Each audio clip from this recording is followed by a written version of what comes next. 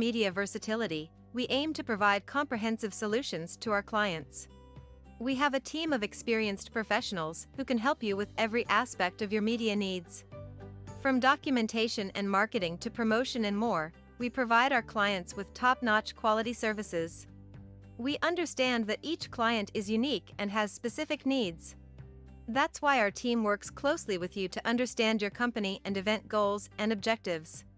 We are committed to providing the highest quality services in media and strive to exceed our clients' expectations. Our team is passionate about helping you reach your goals and making sure you get the best experience and results. If you're looking for a reliable business to help you with all your media needs, look no further than L'Amour Media Versatility. Contact us today to get started at 252-497-3817 or at www.lamour-photos.com.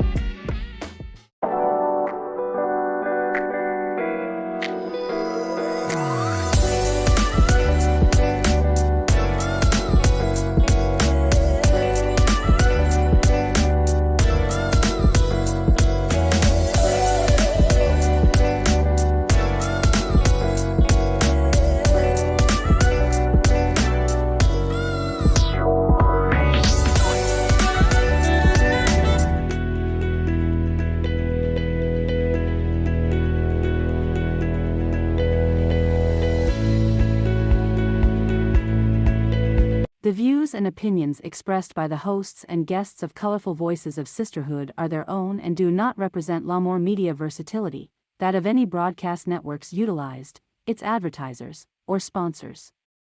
All content is subject to copyright and may not be reproduced in any form without prior written consent by L'Amour Media Versatility.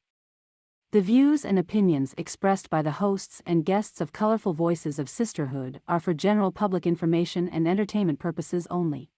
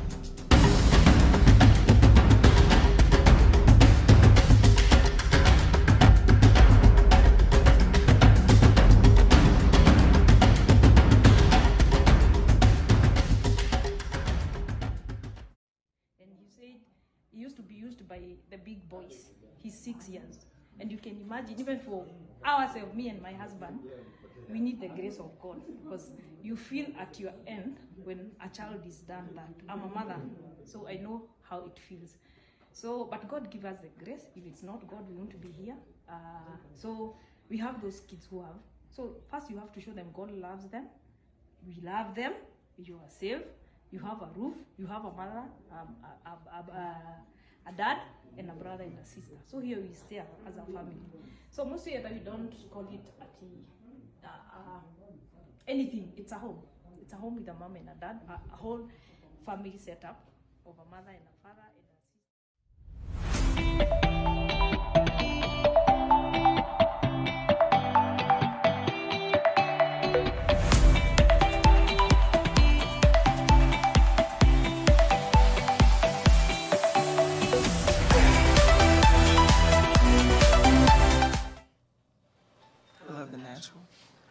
Welcome back to Colorful Voices. Today we have our own Raquel Painter. She did a visit to Africa, Nairobi, Kenya. So today we'll just be learning about her visit there, and we're super excited. But before we start off with Raquel this morning, today if you notice I'm wearing orange in representation of MS Week. So we want everyone to be aware that MS is real. And a lot of people deal with it. So Raquel, we are excited to hear about your trip and what we can do. So there's all types of representation today about Africa. So let's get started. Yes, I'm so excited to share my experience in Fatia's home country. Definitely a beautiful country, but definitely some heartache over there. Yeah. I definitely, before we start, I definitely want to put a shout out to the Oscars this week. Yes. They gave, yes. Michelle Yeoh makes history with Best Oscar win, first Asian descent to win that award. So I'm glad the doors are opening up for the Asian community there. Yeah, breaking barriers. Yes. Breaking barriers. That's what it's about, breaking barrier, making history. Definitely long overdue. She's a fabulous actress, well deserved. Congratulations, Michelle. Yes. But back to my visit in Africa. Oh my gosh, beautiful country. It's just crazy to see the community living out there with the giraffes and the tiger or lions. And I couldn't believe that. You drive down the road and you just see them. Amazing. But I think something that really touched my heart there is I requested to do some volunteer work while I was there in Africa. Got to go to the slums in Nairobi, and that is the first time I really experienced hopelessness. There were children living on the streets that didn't have parents, no one to look after him. As you heard Joyce mention in that video, a 6-year-old that's currently at her orphanage was abused while he was on the streets because he has no one there to protect him. So the slums was definitely an eye-opener for me. In the pictures you saw the amount of trash that was there. I mean, there was just nobody goes into the slums to assist them in any way. We went there to volunteer to provide them food, so we fed them breakfast and lunch while we were there. And then obviously I took a tour of the area just to see where we can make a difference at. And Fatia, you could definitely expand on life there and not having money to eat, to have a place to live. It was really heartbreaking, but once their parents pass away, the children are left there. There's no foster care system. There is nowhere for these children to go. So my heart was just aching that day. I mean, after I visited the slums, I actually had to go home and lay down because it took such an emotional toll on me. But Fatia, please expand on that because you've been there, you lived, you know your life there. Yes. Yes. It's everyday life for a lot of children in Africa and what so-called third world country in Asia, but particularly in Africa is overlooked. One, the economy, and also politics. And you look at children come to this world back home, they're ready to survive, okay?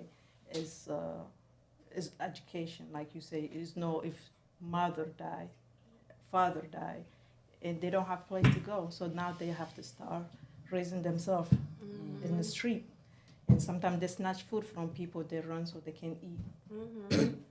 Yeah, and I noticed when I was there, I'd see children standing in the streets just selling stuff. So, yes. Just selling bracelets, necklaces, looks like little trinkets. So I'm Yeah. assuming it's something that they made. So they're trying to make some money. But to see a 7-year-old out there Right. on the corner selling and hustling, it's just something you don't see here. Yes, it's younger than 7 year, like 3, 4, 5 you're in the street. Even the one that have mother or parents, they're already ready to tell them the children go sell stuff. The parents are at home making bread or cookies or boil eggs or potato. I did. I was that child. I had mom that she used to work, and then when she lost her job, I was the youngest at the house. I was the babies. So my brother, my sister, they don't want to go out because they kind of like, they grown, they don't want to do it. So I was the one that they try everything on me. I sell boiled potato with the spice, and you dip it. I used to take in the street and boil egg, and they call sambusa. I don't know if you have the triangle egg roll, Ethiopian, Yes. and all that. So even when they have parents, children still go in the street to sell for the parents to bring them money. They Does already that- providing for the parents, actually. Yeah, so that was my question. So is the family able to sustain off of the children doing Yeah, that? they do. They Oh, do, okay. and some of them they don't attend school. I don't know if you see that the school system is you have to pay. You have to pay. You have to have a uniform. Some they can afford to like me. I dropped out in school when I was 11, and things that I it's no comparison between the U.S. and there, because what you have in Africa, that's what you have. That's what you get used to. That is no comparison. You have to survive through. Right. In America, that's where they present to them the opportunity. They have to have certain things, so they have to have it. Okay. So when someone like you, they go to country like that, and you will say like, God, I don't want to cry, but Yeah. But I mean, so the 'cause value it of is money heartbreaking. there is different than the value of money Oh, yeah. here. So Yes. can you explain a little bit that? So if we was to have the value of $500, what could $500 do there versus we know what it could do here? okay, I don't know yet. Well, let me touch on that because after I went to the slums and seeing how the children lived there on the streets, the next day there was hope. I went to an orphanage where this couple, loving couple, and took in 36 children. And it's Wow. just them. Just them. Can you imagine making 36. meal for 36 children, washing 36 children's clothes? And they were washing clothes by hand. So my good friend Vinu, who has Vinu Inspires, look her up. Great show about Yes, parenting. parenting. She actually went out and bought them a water tank right there. Wow. Right there, so they could hook up a wash machine that she bought for them. So they could wash all those clothes. Because when you think about 2 people with 36 kids, that's a lot. That is. But it's getting to my point here. For someone to come in assist them, just over $1,000 for the year. To pay for someone to come in and help them, How much? $1,000. Okay. Little, it's like $1,046 Okay. for the year. Wow. And to us, we're like, oh my gosh, we spend that in Starbucks in a year. Starbucks, I know. So I think Ross the every other currency, the Yeah. currency is different from my It's country, different. but it's good right now. Like when the dollar goes up, ours is like it's not right. So the $100 now is 6,000 birr or 7,000. Yeah. So what can you buy with that in, say, in Ethiopia? Oh, but now change actually like it's expensive life right now. It's like I said, when the currency of dollar goes up and it's low from there, so it's kind of still. I send money for my family. I've been taking care of my family since I was little, so since I was 7. My mother And actually. you still are. I am. My mom, she actually tells me like, I had you, but you raised me. Because I was, it's just the responsibility. We become Yeah. responsible before even our life started. And let me go back to what you say about the water, washing clothes with hand. And rain is very important to Africans. Like you say, when it's rain, that's when we wash clothes. Do you guys know that? Yeah. Yep. I found out because they're in a drought right now for over a year. Yeah. So we wash Over. everything we want to clean. We pray for rain. Because if you have little soap, it's kind of bubble. If you use soap with rainwater, it kind of expand. Like, so you use small soap because soap is expensive. And here they say rain, rain, go away. In Africa, we say, please, rain, rain, come our way so we can clean and wash and all that. It just is, like I say, how you have to go to really see what is going on outside U.S. And you have done that. This is not the first time you went to Afghanistan where you were a Marine, right? Yes, yes. So I spent time in Afghanistan, and fortunate for me, I was able to be on the female engagement team. So I got to go into the compounds and the villages and talk with the Afghan women. And you know what intrigues me is they're just like us. When we sat down, they want to know if we're married, how many children we have, what our children are doing, you know, and there's a war going on right outside their doors. Yeah. Right. You know, but still they're about family. They want to know, you know, what we do when we raise our children, and they tell us what they do when they raise their children. So we build that bond, and there's so much similarity between women no matter where you're Where you at. go, we are human race. We're all connected. Yes. Yeah. Yeah. Yes. Because that's one thing I think women bring to the table that no one else does is we create life. We bring life to earth and act up, and we'll take it away. You hear me, little Lord, right there? Behave. So the saying is, I brought you in this world and I'll take you out. That's right. That's right. But we're powerful. Women are powerful because we create life. You know. And so then that's why I think it breaks my heart, and you know, I'm sure you guys are the same, to see children who are living on the streets. Yeah, when you share that experience, that they're on at such a 3 years old, you know, we're still trying to potty train here at 2 and 3, so they're out there. They're out there hustling At that age. Yes, Yeah.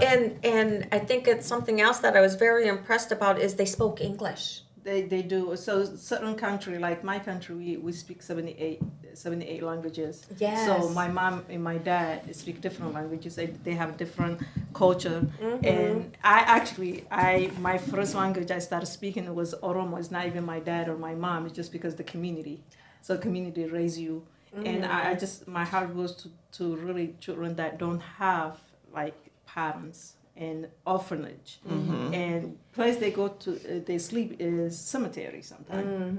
That's where they go to sleep. Yeah, because they want to get away because like I mentioned, like Joyce mentioned in the video when we opened, you know, she had a 6-year-old that they rescued from the street who was abused.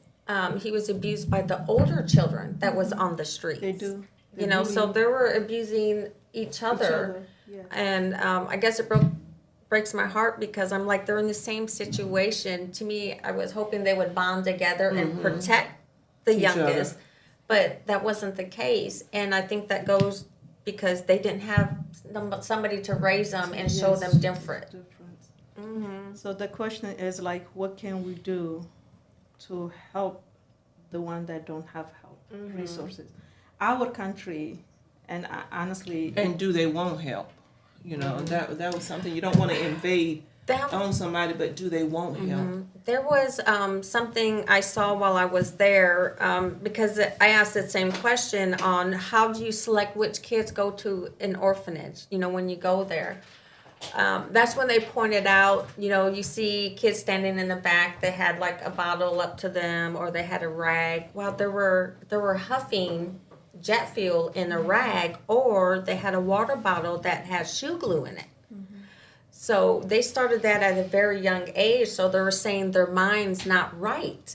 So sometimes there's no, I guess, rehabilitating at that point. So I was heartbroken about that, but then it opened my eyes because then I started looking around. I was like, oh my gosh. I was like, they had grown adults doing it. There was kids doing it, and they said they do that because they want to forget where they're at. They want to forget that they're hungry. They want to forget the abuse. There's, like I'm telling you, when I said hopelessness, I saw hopelessness that day. And, you know, I hope I don't experience that or know anybody that has to go through something like that. But, so they choose the children who has a better chance of succeeding with the nourishment and the love and the resources. Yeah. So there's a vetting process or There's a something that they vetting go through to see about like who they choose. Yeah. But they I just feel all like need there's help. hope if we could figure out for everybody, but you know. It's. But we talk about, you know, like even in the United States, people talk about social services, for example. You know, there's so many people that are against social services because it comes out of our tax dollars. We have to pay. But I'm thinking if we didn't have those resources for families, our children may be in the same position Yes. as Yes. the children in the slums that I've witnessed. Right. We have WIC that can help a child from 0 to 5 years. And that was a critical time because a lot of children in Africa don't make it through that 0 to 5 year frame at all. No. Their chances are slim. So we have resources like that. We have the SNAP program that could provide food to a family who needs it. We have housing, whether it be Section 8, whether it be the projects, whether it be a reservation. There's at least housing there for people who need it. Yeah. But there was nothing. There is nothing there. Even, you're right, even though they take the tax, but the tax goes for something good. You see here, they get paid by tax, they take it from people. In my country, we don't even have the job to get that taxes, you know.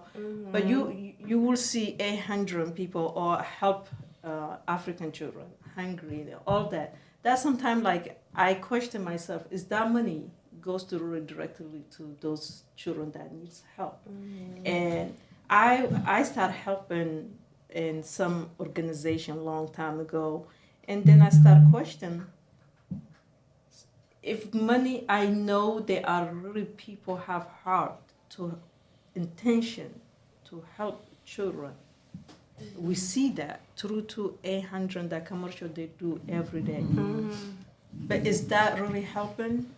Is the money going there? That's what I'm saying. commercials? Is the money go Yeah. really there for those children, or they using those children to get money? Yeah. You know, and I honestly I don't know how Africa is the richest country. You guys believe or not? We have diamond, we have gold, we have resources, we have and clean water, and we have oil, all that. But how did we get to that for us to be poor or we be labeled as third world country? I ask myself honestly, how we get to that? So I do search, you know, I ask, okay, they say the corruption of politics, press of freedom, and economy, and all that. But our diamond, Yeah. we have resource of guys have diamond resources. and gold. So it's lack of education. That's just what's happening. Yeah. It's lack of education, not having right tool to produce quality of things. So here you have European travel to Africa. They dig our own land to get diamond. You know what I'm saying? So now they are first century, you know, world in America. But we are third. Europeans are the second. How we, like, you come to Africa, you take our stuff, but you're not willing to educate. You're not willing to give the tool, the country that you're coming to take resource from them. Right. You see what I'm saying? Mentally, how people, when you don't do your own resource, when somebody do for you, they abuse you. That's what's happening in Africa. Yeah. So are you saying maybe it's the leadership that's in place in all the countries? it's then? corruption, yeah. Congo, 43% of gold and diamond they hold. But guess what? The poorest country in the corruption and fighting, killing all the time, rape. Yeah, in Congo. It's in Congo. Yeah. So what I'm saying, like, that is why I'm so passionate and I want to make a difference in my home and to prepare for the next generation to come, to give them shelter. It's a lot of runaway children, like you say, because of that. They are on the street. Honestly, and I am working towards that, to build a village of shelter for orphanage, for children that on the street, so they will not face abuse, trafficking, and also the drugs they're using. So I'm really truly, that is my vision. God gave it to me to start in my home and help. Because you've seen it firsthand. You I experienced it. You witnessed it. Yeah. I run away. I am runaway child. Yeah. My mom, she could not stop me, and she didn't understood why this girl. Even I had mom, and I was still helping my mom. Even when I dropped out the school, my uncle, he was rich man. He was just newly married, and I went to ask him if he can buy me uniform for school. At the school, you know what he told me? I was 11 years old. He said, "Why you have to go to school? He's an educated man." And said, "Why you go to school? Come stay home and help my wife to cook and clean." I said, "I will go to my mom, do that for my mother." Yeah. So. And you were just asking for an education. Just education, and so you're saying they don't want to get back to either help their own. Is what we're saying. Really, like they tell you, and like it's and one race that I'm in my country I'm really proud of. There's few of them, but one they call Graggy. Graggy people, they hustle. Like when I say they hustle, and the children, they don't go to school daytime, they go nighttime. Okay. But they help each other grow. With the richest in Ethiopia. Yeah. 4 or 5 years old, he's already out in polishing shoes. But they make sure the oldest goes to school at night, he educates the little one in the home. So they kind of help each other Because I want people to understand that education is free here in the United States, K through 12, but it's not like that everywhere. Right. So if a family cannot afford uniforms or school supplies or even transportation to school, the child doesn't go. No. And we used to run, we walk for a flap. I had two pair of shoes. One went holiday around the year. That's what they buy us clothes. So we have to save that shoes, or when we have a special occasion. So I used to have flip flops. One of my friend that I love in my classmate, and she didn't have flip flops. So I used to share one. She wear one pair, like 1 feet, and I wear another feet to go to school. Wow. yeah. It's because you got that caring heart. You do. But you on have that note, I do want to say that shoes is a hot commodity over there. People don't have shoes, whether it be adult and children. So I did do a shoe drive before I went over there. Oh my gosh, we had plenty of shoes. We had enough for, I mean, literally my whole room here in my conference room where I work was filled with shoes. But all the kids at the orphanage got shoes, but shoes that fit. So there's people who may have shoes, but they may be too big, they may be too small, they may be mixed match. So they were very excited to have the shoes. Actually, I'm glad you say that. And our house is cross street from masjid. Masjid is mosque. Okay. It's like a temple. And when you go to the Muslim temple, you have to take your shoes off. You don't enter with shoes. I used to watch shoes for the people until they finish praying. Yeah, so children come from different, and they're trying to steal. Yeah, when people start praying, so they take the shoes and run away. I used to chase them. Sometime I take, and one time I call my brothers. I say, you guys should not give them prayers. Those, like, when they come out from prayers, where is our shoes? Is not there. Yeah. So, yeah, I was kind of police. Yeah, used to making sure they didn't steal their shoes. Steal the shoes. Yeah. So you see those things that we take it for granted. Oh, take it for granted because Yes, you we know shame on me because my kids got more than one pair of shoes. You Yeah. know, I got more than one Yeah. pair of shoes. But So over do there, I. they don't even have one pair of shoes. So Wow. when you see the difference from the United States or maybe a lot of other places in the Yeah. world and go there where there's nothing, I'm telling you, it's an eye opener where I actually feel guilty because I got more than one pair of shoes. So all But I'm we saying got is connection now. We can send back. we for can some send more them some shoes, and we know yes. they're gonna get there, right? They're gonna get Yes. there. Okay. Mhm. So there's this great organization that goes into the slums every Saturday. So every Saturday they go in and they feed them breakfast and lunch. So that's who we got to go and partner with to do our volunteerism. But they go there every Saturday. So those children in the slums, and I just don't want to say just children, but the street families in the slums make sure they're there because they know they're going to get fed on that Saturday. Wow. And that might be the only meal they have all week. The only meal they have all week. And I couldn't fathom that feeling. I mean, I could probably try right now to go a day or 2 days without eating, but when you think of the whole week, I'm going to be one angry mother. I'm going to be angry. But, you know, that might be an experience for people, you know, see how long you could go without eating.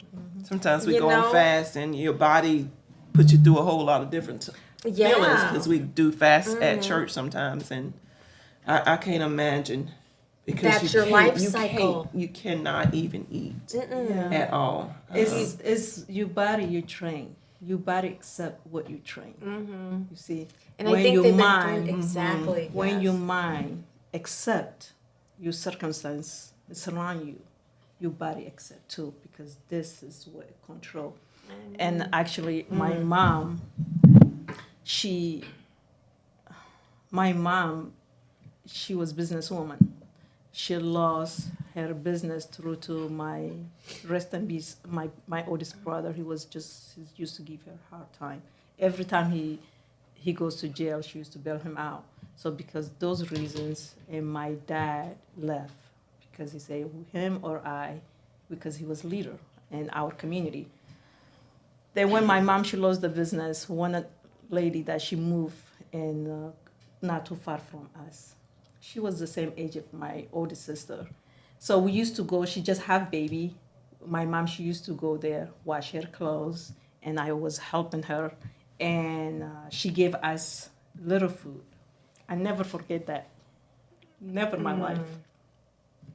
We didn't eat breakfast, okay? So the plate we were eating, my mother told me that you eat that, and she was drinking a lot of water. I looked at her, I said, I will never get hungry again. You will never get hungry, Mom. After that, she cannot stop me staying in home. I said, never. I just saw her that she was looking at me. She want to have that peace, but she gave it to me. Yeah. She want to make It's sure you're never- taking What care of. mamas do, you know. I said, I will never get hungry again. I meant that. Yeah. Yeah. So, And I think people who haven't experienced hunger really truly don't understand that feeling. you know, I'm glad you said that. My dad used to say, someone that always full, they don't know what it means to be hungry. They think everybody's full. Yeah. They think everybody's eating. If, Yeah. if you have been hungry, you will understand the difference hunger and when you eat. Right. Yeah. Yeah. Thank you for sharing. I know that was hard for Yeah. Tia. Yeah. I mean, just the thought of you thinking about being hungry Yeah. made you emotional. Yeah. Just I honestly, I look back my life. I reached my destiny being here and helping and giving back, and I'm not gonna stop. I will.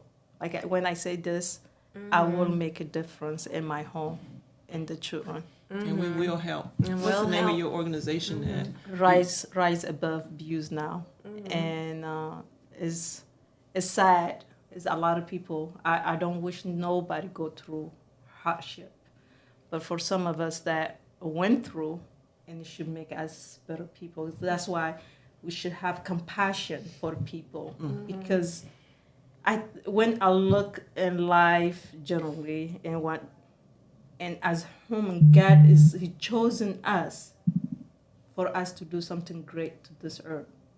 And also, I don't believe God He want us to get hungry, to suffer. You do not bring your children here to make them suffer, right? It's the same. That's how I believe the Creator of the universe. He does not want His people to suffer. But who's making those choices is us as adults. We can blame the people that went before us, but now we have the responsibility, Yes. each one of us, to make a difference in this earth. So, and I'm glad that you went to see the differences, and also for having the heart to give it back. Everybody have heart now.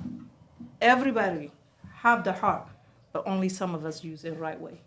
That's good. Yeah. That's Some true. of us. And I think that's the part I wanted to bring to our audience here is that everybody has an opportunity to make a difference in someone's life. Yes. There's some situations that you possibly may not be aware of, but now you're aware. And that's when you need to decide what you're going to do. You know, what action can you take? All of us have different avenues that we could do. All of us got different resources. All of us have different skills and gifts. Just decide which one you have that you can make a difference. Whether it is monetary, whether it's through volunteerism, whether it's through just your knowledge and your skill sets that you could provide to somebody. I mean, to me, I think every day we need to wake up and say, what can I do today? to make a difference? And I do, That's so true. and if I don't accomplish something during that day, I tell you what, I don't sleep at night because I'm going to still be trying to work on something at 10 o'clock at night, midnight, trying to figure out what the heck went wrong with my day. Yes. Yes. I agree with you. I agree with you so much there. And it's a little, sometimes it's little, because you tell me if I donate $500 and it goes to Africa, how much help I could do. That's amazing. And now we have 2 contacts that we for sure that the stuff will get where it needs to Get go. to where it needs to go. Raquel, how did your husband feel on this journey that you went on? Oh my gosh. Well, Johnny knows I pull him in a lot of different directions. But same thing because, you know, he even grew up different from where I grew up. You know, How so? my culture's different compared to his. Well, I think being Native American, growing up in the 70s, 80s, wasn't as easy as a Caucasian male growing up in the 70s and the 80s. I think even now, my area where I grew up in is still discriminative towards natives. You know, it's still happening. Whether they think natives are alcoholics, whether they're thinking they're on substance abuse, whether, you know, there's some stigmatism attached to that. And that's not the case. We are some brilliant, brilliant people that lived here for thousands of years, you know, and survived. So to me, I think we were brought up differently. I even remember a time where they closed our school. Granted, I lived across the street from a school, an elementary school, and they closed our school because it was all minority. And every morning the buses would pull up, we'll get on the buses, and they'll take us to different schools. Me and my sister didn't even go to the same school. Wow. Didn't go to the same school until my mom had to go and fight to make sure we're at the same school even. But that lasted not for long, but our school was already closed, so we ended up having to walk farther to go to our other school.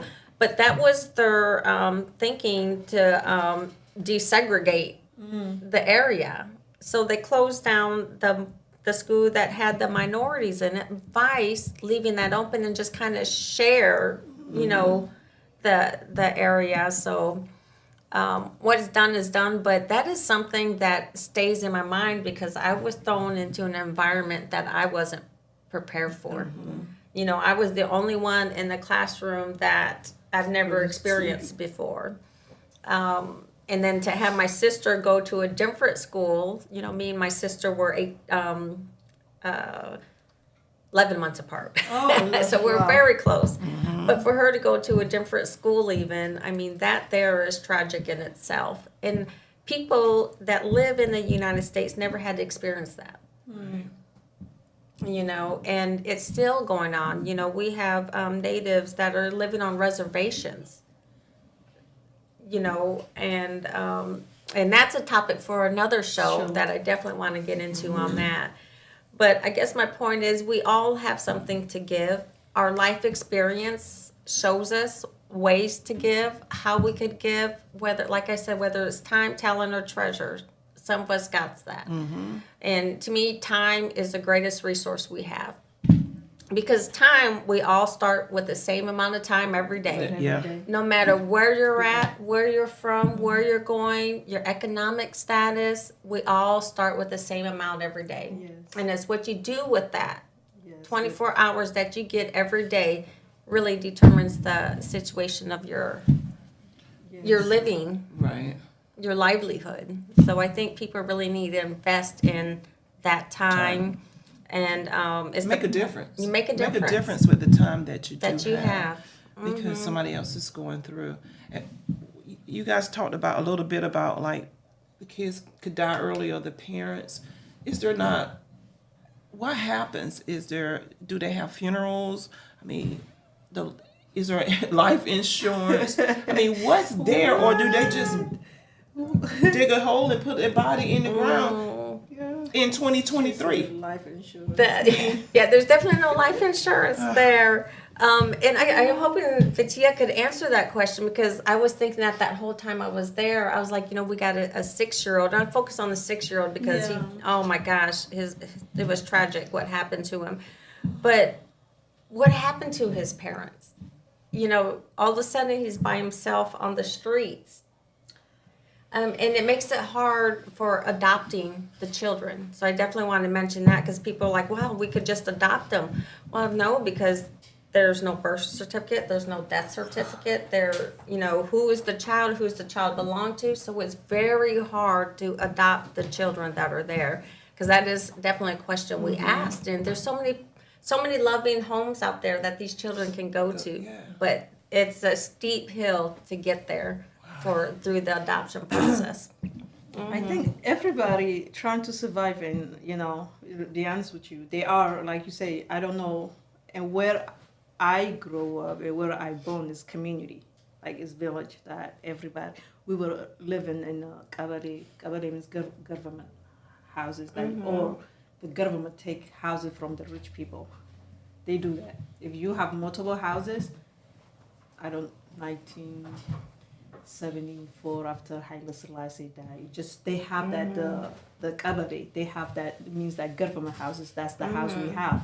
And actually, the people own our house. They're not too far from us, but the government take from them and give them people that low income and stuff. So that's the house that I grew up. And individually, everybody community have parents.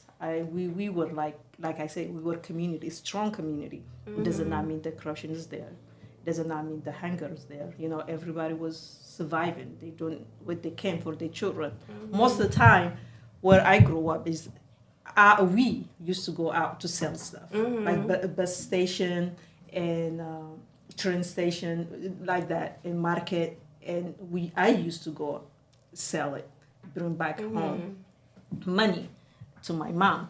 And my oldest brother, if I don't sell, I used to give beat. They used to give me like hit my head. Now we don't have dinner because so I was a child. Yeah. Like I have things I used to put it down and I used to play. And people they used to eat. Yeah. You know? Speaking of play, tell us about Oh God. because that's one thing I noticed when I was there. Children didn't have toys. Well, the street children did not have toys there. So they were, and like most children do, they would kick a rock or, you know, find a board or something like that. They did have an area where they were playing basketball and soccer. So I was glad to see that big open space for them to do that. Oh yeah. For us, This is take me back when I was little. Actually, this is sax. So we can go out and trash. You saw the trash. We pick stuff in plastic, and then we put the plastic bag, trash bag, whatever. Then we stick inside. Actually, this is The plastic bags, Yeah. a Walmart sack or whatever. Walmart. Bag. So we just put them and put inside the sacks. All right. Then you do like this. And that became a ball for you guys. Exactly. So this we can afford to buy ball. So we are smart now. We are. We are smart. God give us intellect to think. Then any clothes we find and we sold it back home. So we can just play and kick and throw. And here I came out with this. It reminds me of home. So when I started my organization, and I was actually thinking about making to donate, to sell, to fundraise. And here we have crochet. We can, You crochet? Did you crochet it? And my friend helped me. I can crochet, but my friend did. I was doing this for her. Then she did this. She crochet. So, and this is actually our flag. And now they change it to blue in the middle. This is old flag, our flag. And actually, I did different. I looked up the country that has higher in trafficking and abuse. So, each country they flag. What country was that? Honestly, this I think is it's not France. You asked me wrong time. I don't know if it's. I have to look up. Okay. And, And I'm noticing India. So all the India. countries All who the have a countries. high rate of sex Yeah, trafficking. this is India. So I'm like, I made a lot. Yeah. So to raise it, to fundraise, and the money will go to our organization to help my vision to bring to life. So actually, they can use as elder for strength. I'm Or saying me I can for use stress it for relief. stress relief, but Yeah, I can stress also relief. use for my mom that has dementia. She likes to keep her hands closed. So Closed. that is amazing for people that deal with people with dementia or very fidgety. Yes. Yes. Even kids that's very fidgety, because they used to have those fidgety toys. Yes. But that's good for fidgety. Yes. Yes. Stress. I probably Yes. need about 8 Uh-huh. today. It's a busy day Yeah. today. Also, people they can just buy because we are doing different country with their flag as decorate just for Yes. their children, babies to kind of throw Yeah. around. It can be washed, and to kind of Yeah.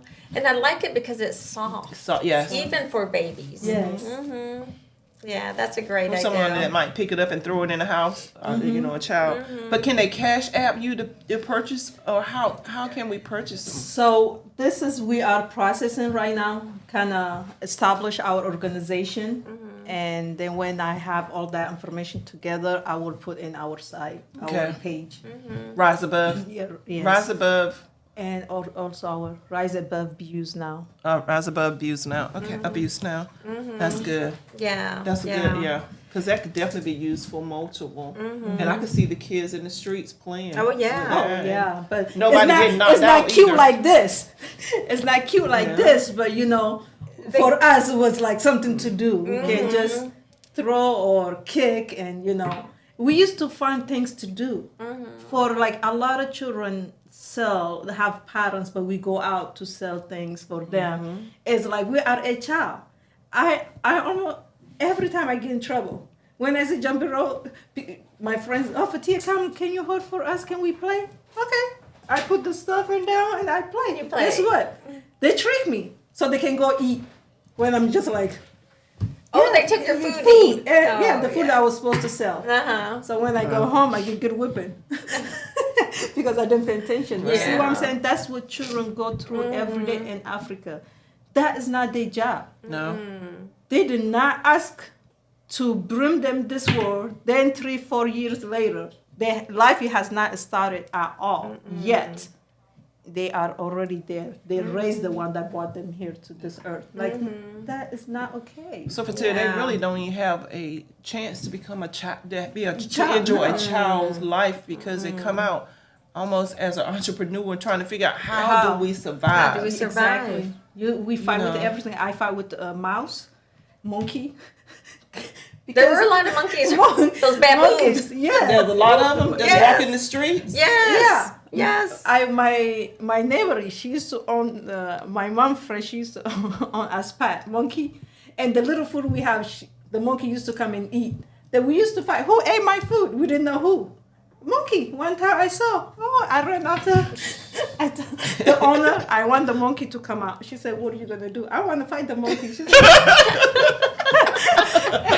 I swear that's true story. My mom, she was upset because for months we were figuring out who ate the food. Yeah. And that day I saw the monkey just put back everything together too, the way it was. Oh my goodness. Then it was pasta, and we don't eat pasta all the time. So it was Friday. Usually we make Fridays pasta. Oh my God! I told the lady like I want the monkey to be out now, or I want my pasta. Yes. Oh my goodness. Until you fight a monkey. Fight a monkey. Monkey, you guys have to. I'm writing book too, children books. It's really, Yeah. Oh, you need your story just on that. Yeah. And the mouse, and just they eat clothes. Do you know? You guys know that mouse? Yeah, they eat your clothes. They bite your ears Oh. because But you guys have to wait to read my book. Oh yeah, children we books. will. You got me I interested. have to experience all of that here. Just only Oh, imagine my. out being in streets in your home, dealing with all that, just trying to make it. So you really don't even sleep. You don't rest. Thinking about the kids in the slums. When do they rest? Or they're just walking. They're always on guard. They're always There's no childhood, and that's what gets me is they're robbed of their We're childhood. already cooking outside. Have you experienced how Oh we yes, cook yes. back home? I love that concept. Yes. So everywhere I went, they had rocks and Pack. 3 sticks. Yeah, and 3 pack sticks, and they set their pan right there on it and cooked over the fire. fire.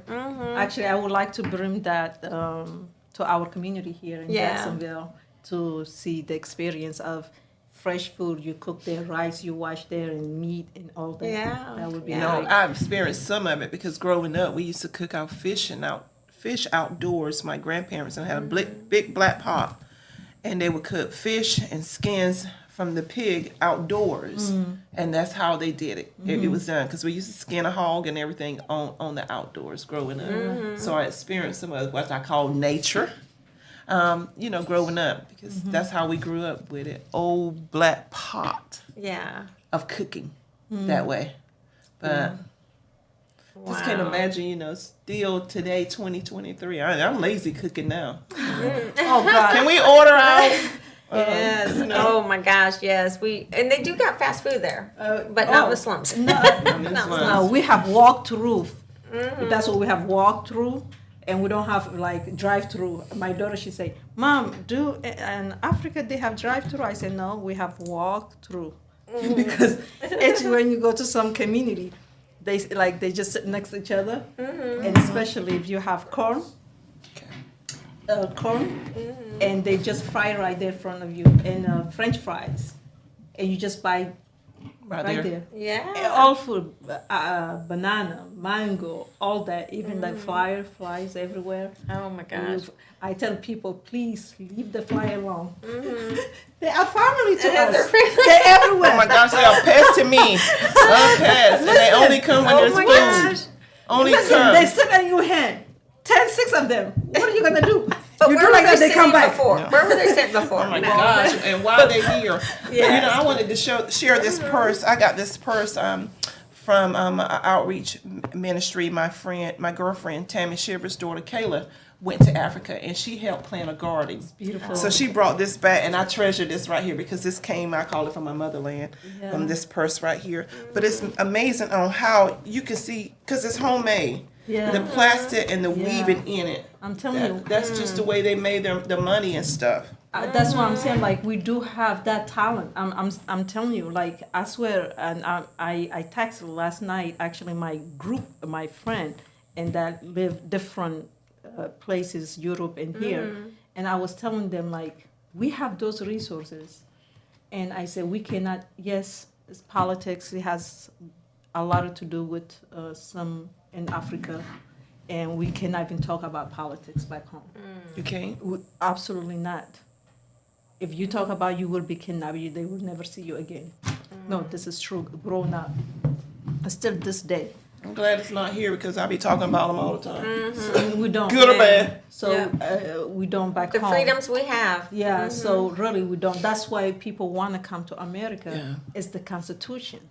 You see, the idea of one man wrote until this day, people have exist. You see, so we don't have that.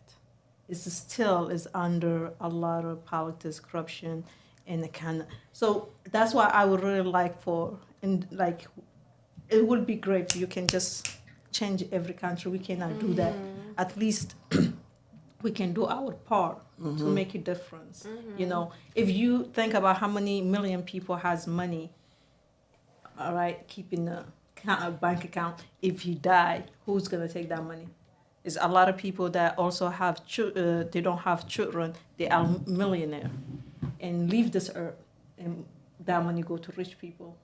The You money know what I'm goes saying? to somebody else. Somebody else, yeah. So that is what is happening. That's what I'm saying. God, He give you ability. Everybody has capability to make a difference in this world. So what I'm trying to say, if we use the heart, the money we have, the resource. This is what I don't like. People go to Africa. People travel to Africa all the time. South Africa now is not third world country.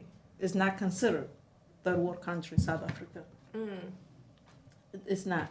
Because they have the resources, some reason they do. But, and for like East Africa, West Africa, we really need to, I want to make a difference, but individually, it's people's responsibility to say, I want to make a difference because I want to educate. They need tool for them to use what they have, like doctors. Kidney now is, we don't have kidney machine, and we don't have a lot. We don't have really good doctor. We don't have good medication. You know, in Africa, because I know we have some Africa doctors here that are good doctors. They come to America. So do you think they give back to try to help? You know, I know they come to America to make it better, but you know, back at home, I need help back at home, like you're trying to do back at home. I don't know. Honestly, I know some, even here in Western, Western Africa, and doctors, but I don't know. Maybe they do. But our children, Africa, they need to be educated in science field. You know, all, you know, any technology, they need that for them to kind of help and better in our economy and freedom. And until we do that, it'll change the whole landscape for the country if the children are educated. Exactly. I was, when I was at the orphanage, because that was their number one priority was get the children educated. Right. But there's a stigmatism, just like I talked about how I felt, you know, there was a stigmatism on Native Americans. There's one there on street kids. So the public school that's by the orphanage will not take the street kids. And I thought that was sad because they're being discriminative towards them just for the growing up in an area they had no choice over. Yes, and it's because they say they don't know how to act or behave. But obviously, they weren't raised by parents. Exactly. You know what I mean? So it takes time, but don't put, and not all children are like that. Right. Exactly. But because they don't know. They don't know. They have not seen compassion. Okay. They have not seen someone that care, love, and they don't know how to act. Even here, there are children that go through like that, but we have the system help that. Help them. And we don't have the system help. What I would really like, and personally me, my vision for and the Redoa, my home, is children that orphanage most of the time get abused because they ended up, and they are the vulnerable one that really for trafficking. Even sometimes the people, sometimes it's not even trafficking, they get close to someone older than men, so for protection. Even that, abuse, and go do this, then bring money back. It's like pimp. So that is the area that I want to focus on, like orphanage, and so children, runaway children that acting up or they don't know how to cope their trauma, and to educate them, to give them place of shelter, place of education, place of safety, place of where they can learn the life skill. Right. Because they do have that. The children have that. Naturally, we have that, but you have to help them to develop the potential. So that's what I would like to do for, and really, that is my heart. Like, I want to build big. I will announce and I this. believe that. And Dreaming it's big. village, big village. I have to, hopefully the government of my home, it will work with me and give me place to build and shelter. Not only shelter, I want to be the place, village, in the school / where they have protection. Yeah, That's that's great. my goal. So Raquel, do you think y'all will go back? Oh, yes. So what we did was, fortunately, I'm a Rotarian, so I brought it back to my Rotary Club, which Diana is a part of my Rotary Club. But we decided to take this on as our international project. We reached out to a Rotary Club in Nairobi, and they too want to tackle this problem. So together, we are going to help this orphanage get the resources they need, one, to survive, and then to thrive. So my good friend Vinu, I mentioned earlier, she went ahead and bought them 15 chickens last weekend. And it's amazing because those chickens with their eggs are able to provide them 4 meals a week. So they get omelets 4 days out of the week. That's awesome. You know, and that there with just 15 chickens, and that's just one person who did that. So you can imagine if everybody was able to give a little bit of something, it'll make a difference in their lives. But I agree that education is probably the most important thing right now for the children. But the ones that are from the streets, the public schools don't want them, so the only option they have is private schools, which costs money. Public school costs money there, but the private school costs even more money. But really on that aspect, we're really trying to look at a different way to get them their education, because like I said, it's just unfair for them to be discriminated against because they grew up on the streets or they were born on the streets. But there's good stuff coming that way for the children in Africa. We're working hard. We're going to make a difference in their lives. At least these 36 children to start off with are going to have a great start. Yeah, it started with one Do we at a have time. anyone ask any questions? I want to make sure we don't miss anybody. But, you know, is there a way that we can give? I know we're doing it through the Rotary, but if someone wanted to reach out to give. Right now, we're working on setting up a fund account for them. So that's got to come from the Africa side.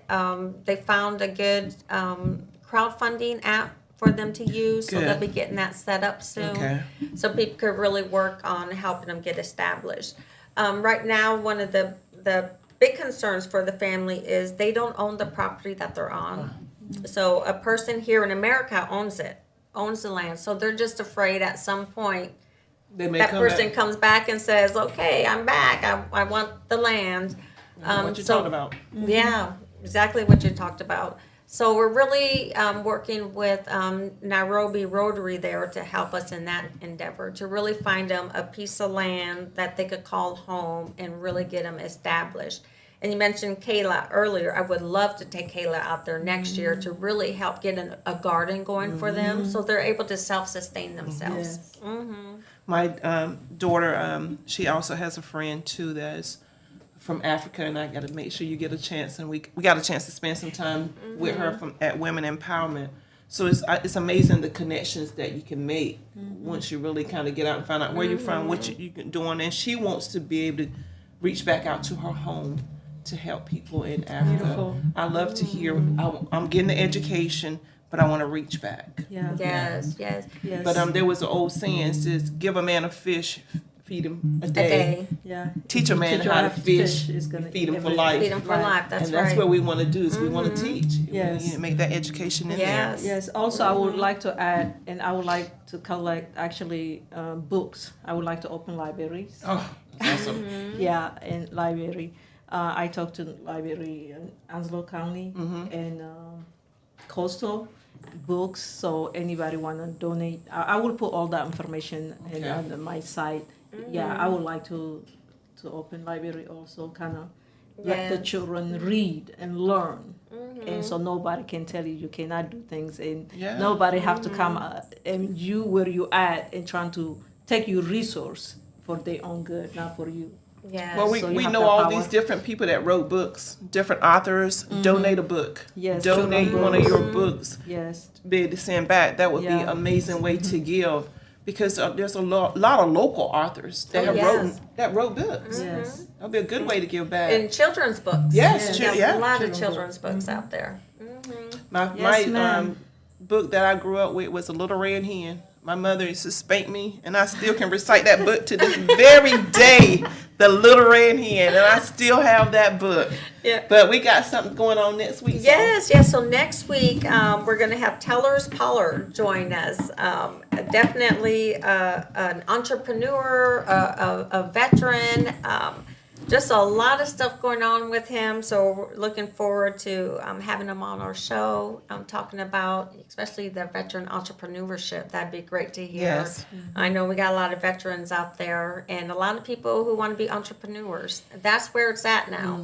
It is. Be your own boss. Exactly. But a great discussion. Thank you for sharing, Fatia. It was awesome. I know it opened up some wounds, but thank you for sharing.